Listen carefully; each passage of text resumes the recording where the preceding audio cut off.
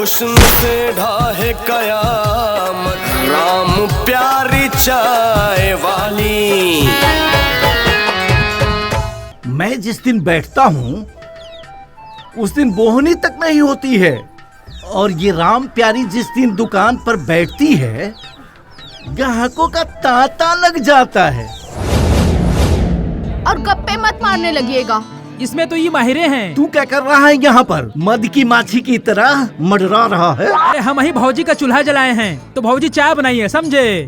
आज बेटा सीनियर बाप जूनियर हो गया। मेरे दुकानदारी में तो मदद करता नहीं, मगर राम प्यारी का दुकान दिन भर चलाता रहता है। हम भौजी की दुकानदारी देखते हैं, आपका छाती काहे फटता है? मत ना आइएगा, भौजी आपको बुलाने गई थी का? अरे फौजी की औलाद, नहीं मानेगा तू रे? अच्छा रुक रुक। आइए लाला जी, चाय ले लीजिए। तुम्हारे हाथ का चाय पीकर धन्य हो जाता हूँ।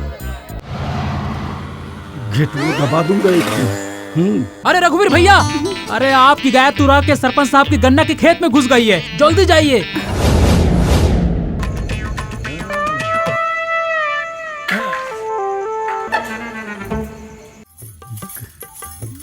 भाला है? हाँ?